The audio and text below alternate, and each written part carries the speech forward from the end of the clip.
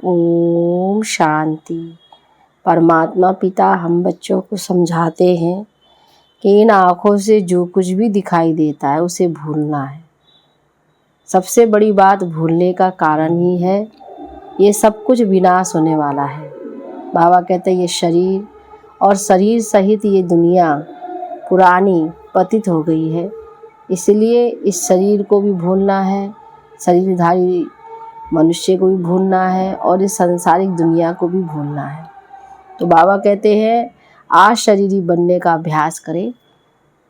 अशरीरी जो बाबा है उसके साथ हमारी प्रीत हो, उनको याद करें हम, जिससे कि जितना जितना उन परमात्मा पिता को याद करेंगे जो अशरीरी है, ऐसा अभ्यास हमारा बनेगा तो हम ऑटोमेटिकली इस सांसारिक दुनिया को भूलते चले जाएंगे।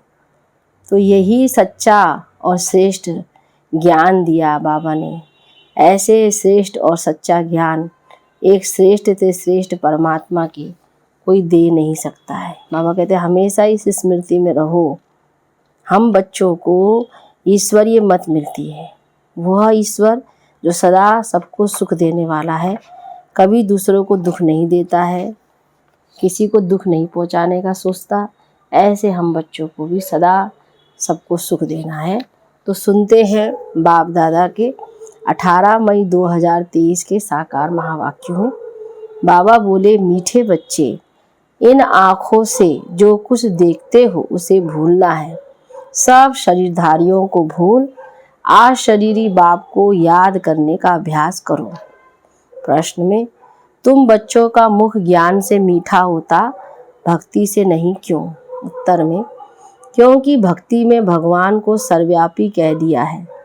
सर्वव्यापी कहने से बाप और वर्षे की बात खत्म हो गई है, इसलिए वहाँ मुख मीठा नहीं हो सकता। अभी तुम बच्चे प्यार से बाबा कहते हो तो वर्षा याद आ जाता है, इसलिए ज्ञान से मुख मीठा हो जाता। दूसरा, भक्ति में खिलौनों से खेलते आए, परिचय ही नहीं था तो मुख मीठा कैसे हो। गीत है ओम नमो शिवाय। ओम शांति। शिवाय नमः अथवा नमस्ते भी कहा जाता है।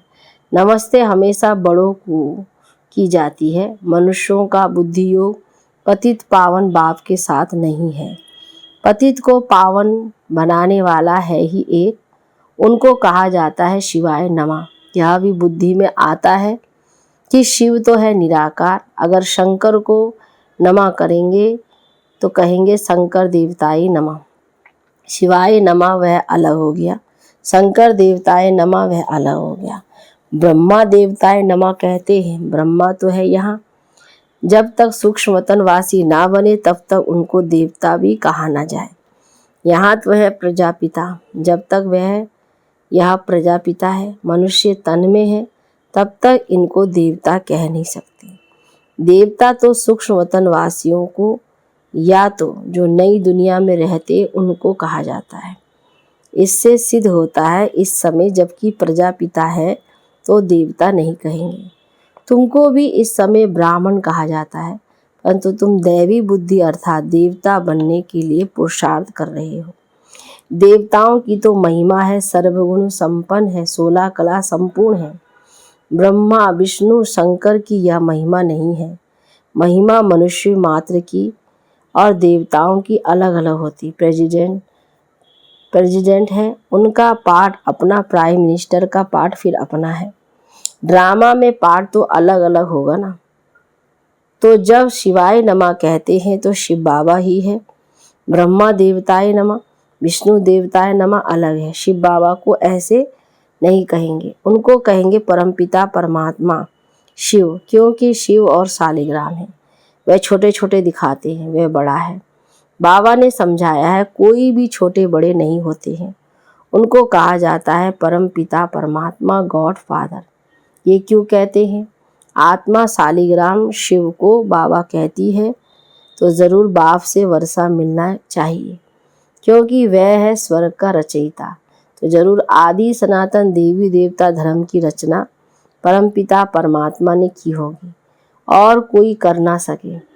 उस बाप को सर्वव्यापी कहने से वर्षे का नाम निशान गुम हो जाता है। जैसे कहते हैं कि गॉड इज इमानी प्रेसिडेंट, मतलब हाजरा हजूर है। कसम भी जो उठाते हैं वह है झूठा। कहते हैं ईश्वर बाप को हाजिर नाजिर जान। बाप को तो जानते ही नहीं, जानकारी तो है नहीं। तुम बच्चे जानते हो अभी ईश्वर हाजिर है, तो बरोबर वह सुप्रीम सोल है, उनकी महिमा सबसे न्यारी है। एक तो है निराकार, उसका नाम शिव है, उसका जिस्मानी नाम कभी पड़ता नहीं है। बाकी सभी के नाम होते हैं जिस्म के, जन्म बाई जन्म शरीर के नाम बदलते रहते हैं। बाकी आत्मा आत्मा ही है, मनुष्य का नाम बदलता है। कहेंगे फलाने का पितृ अथवा श्राद्ध खिलाते हैं तो वह याद आता है। अब जिस्म तो उनका जल जाता है, बाकी रहती है आत्मा, तो आत्मा को खिलाते पिलाते हैं।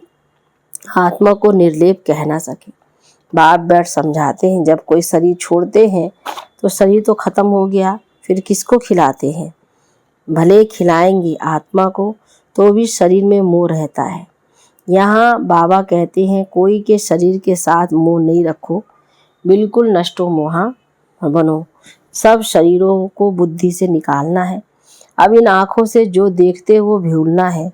बाप सिर्फ कहते मुझे याद करो, मेरा तो कोई शरीर नहीं है, इसलिए डिफ़िकल्टी होती है। सगाई की अंगूठी पहनाते हैं ना, अब वह तो है निराकार, उसका कोई चित्र नहीं है। अंगूठी पहनाई जाती है कि निराकार शिव बाबा को याद करो। नई बात हो गई ना। मनुष्य मरता है तो समझो वह खत्म हो गया। उसका पितृ किसको खिलाते, जरूर आत्मा आएगी। संस्कार तो आत्मा ले जाती है। ये खारा है, ये मीठा है, किसने कहा? आत्मा कहती है मेरी जुबान को कड़वा लगा, मेरे कान बहरे हैं, मेरे माथे में दर्द है। तो ये कहने वाला कौन है? मनुष्य भूल गए हैं। मनुष्य अभी भूल गए हैं। बाप समझाते हैं आत्मा ही दुख सुख ही है, अभोक्ता सिर्फ बाप है। बाप ही बैठ आत्मा को ज्ञान देते हैं। बाकी आत्मा सो परमात्मा कहना ये बड़े ते बड़ा ज्ञान है। सारी दुनिया में कहते हैं परमात्मा सर्वव्यापी है, फिर उनको याद करने से क्या मिलेगा? भक्ति उनको याद करते हैं, भगत भी उनको याद करते हैं, परंतु उनसे मिलता क्या है ये कोई नहीं जानते। सर्वव्यापी कहने से मिलने की बात ही नहीं उठती। आसुरी मत पर चलने से मनुष्य नीचे ही गिरते जाते हैं। श्रीमत तो एक ही बाप की है। आसुरी मत देने वाला रावण है, जिसकी मत पर एक दो को दुख देने लग पड़ते हैं। अब तुम हो ईश्वरीय संप्रदाय, एक दो को सुख देने वाले। बाप है सर्व का सुखदाता। मनुष्य देखो अपने को सर्वोदया लीडर कहते हैं, परंतु सर्व का मालिक रचयिता तो ईश्वर को ही कहा जाता है।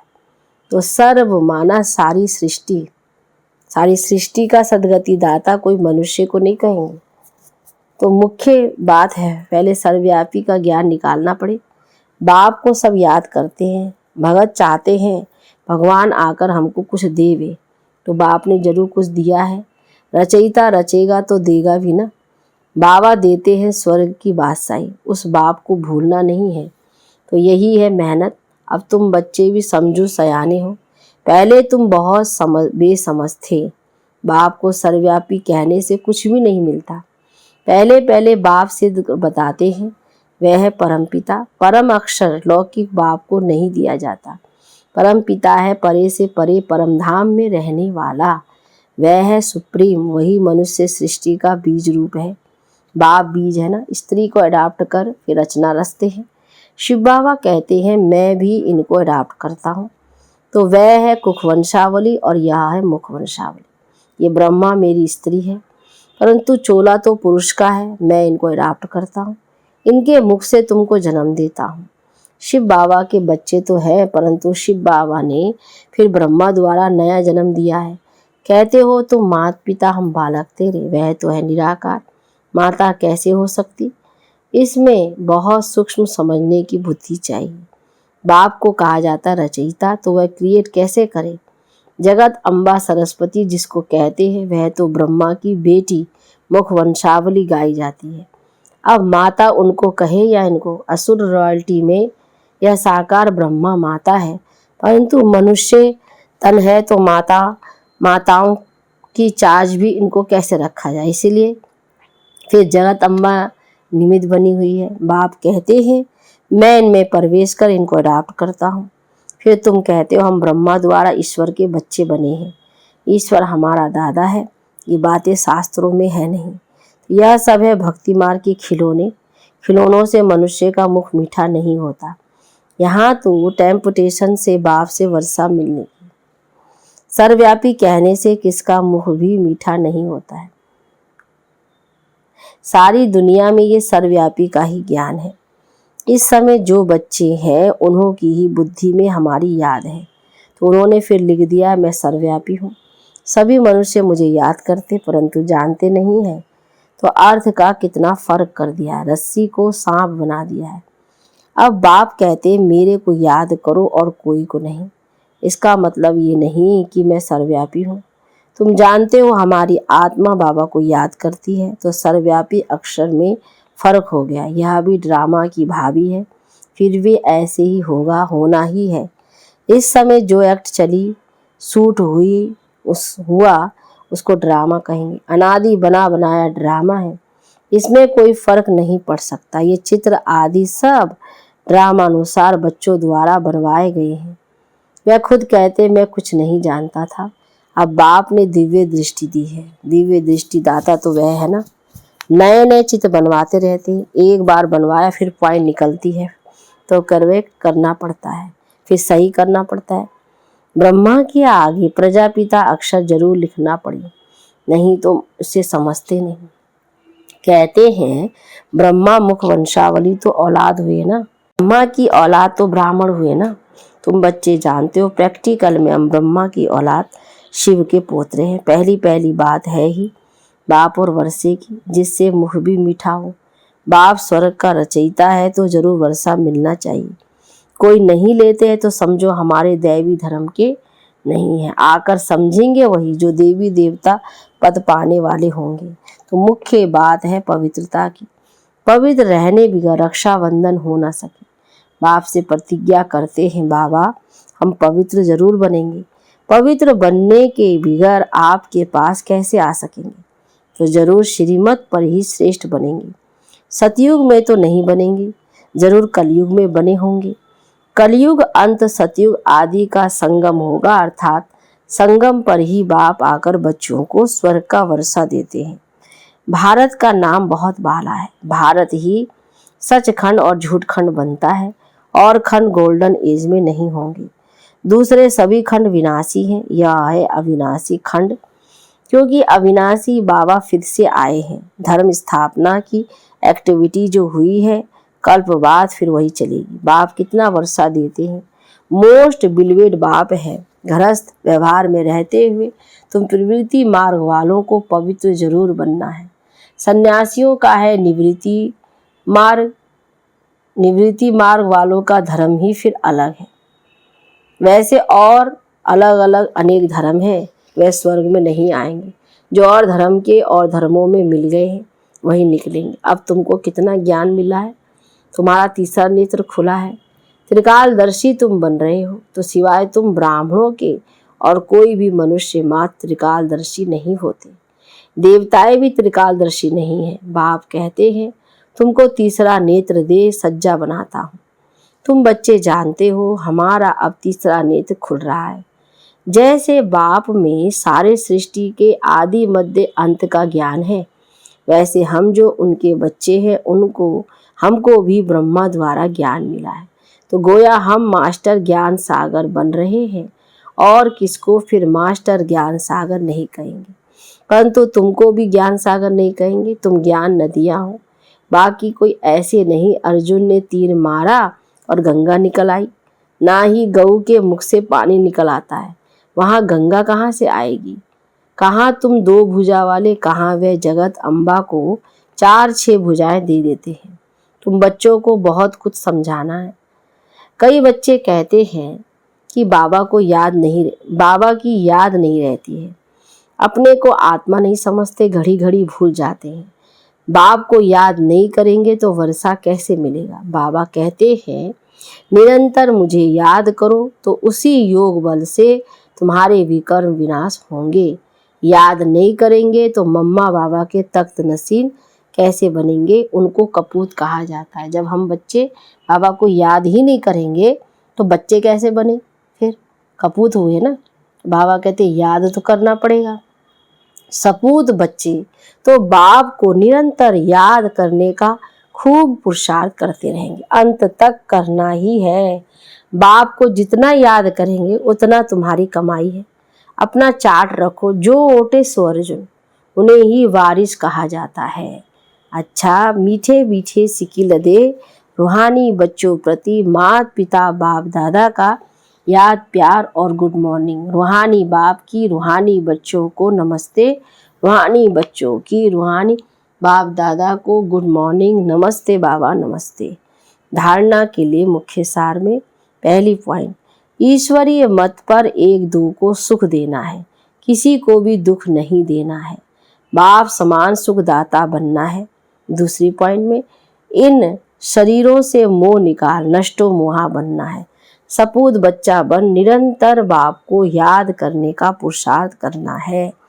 वरदान में, हंस आसन पर बैठ हर कार्य करने वाले सफलता मूर्त विशेष आत्मा भव।